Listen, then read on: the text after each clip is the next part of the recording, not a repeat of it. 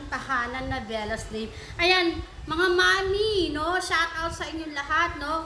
Medyo ang usapin dito sa aking topic, it's about aside de Manzanilla para sa kabak ni baby.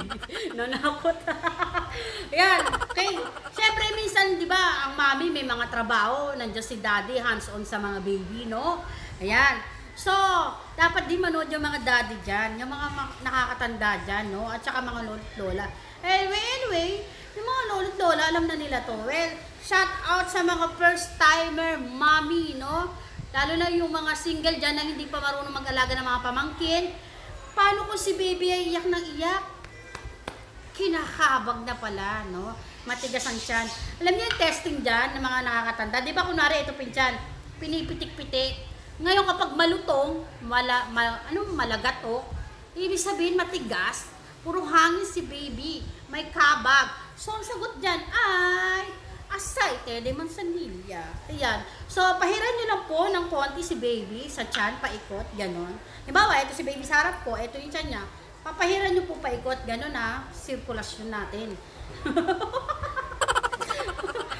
Hula-hula, yan. So, wag po masyadong madami, yan. Palagi. Tapos, pwede nyo ring lagyan ng langis, yung talampakan ni baby, lagyan nyo ng medyas, baka nilalamig, no? Hindi ko naman po sasabihin na todo, jacket, ano ba yan? Todo pang ginaw si baby. Wag naman, baka maligo sa pawis. So, ito lang po ang dapat nyo. Dapat sa mga bagong panganak dyan, at saka yung mga anak pa lang, no, sama niyo na rin po ito sa listahan nyo, aside de Manzanilla. Ito po ay hindi lang naman para sa mga baby. Pwede rin naman sa mga adult. Alam nyo guys, pag ako nilalamig, ibig sabihin, lamigin talaga ako eh. Ibig sabihin, napasukan ako ng maraming hangin sa tiyan.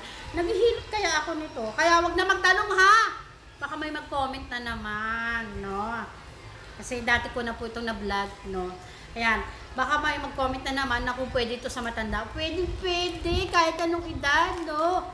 Pwede, kahit itlog pa lang. So, ayan, medyo mura lang naman to. Pero pag ganitong botelya na, may pagka-pricey na. Pero kaya naman ng budget. At saka matagal mo naman gagamitin. Basta konting, lang naman ang ilalagay mo kay baby. Ayan ha.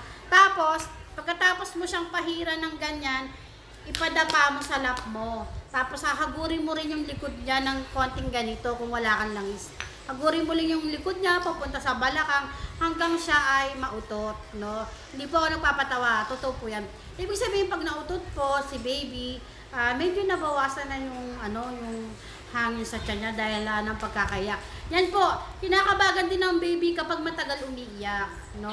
Minsan naman, ibig sabihin may nararamdaman na siya, lalo pang kakabagan, no?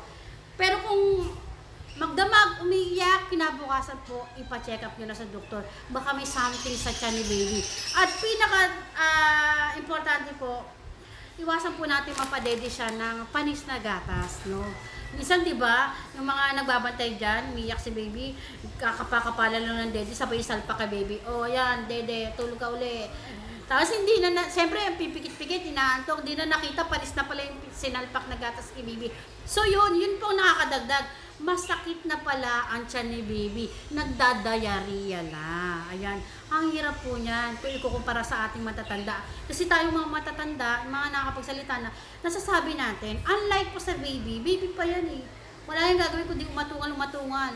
Kaya malalaman lang ang nararamdaman ni baby pagdating sa doktor. Siyempre, pagdating sa doktor, tatanungin ka, ano ba pinakain mo ka baby? Anong oras mo pinakain? Pinadete? Anong nangyari? Anong oras siya nagtae, nagsuka, whatever?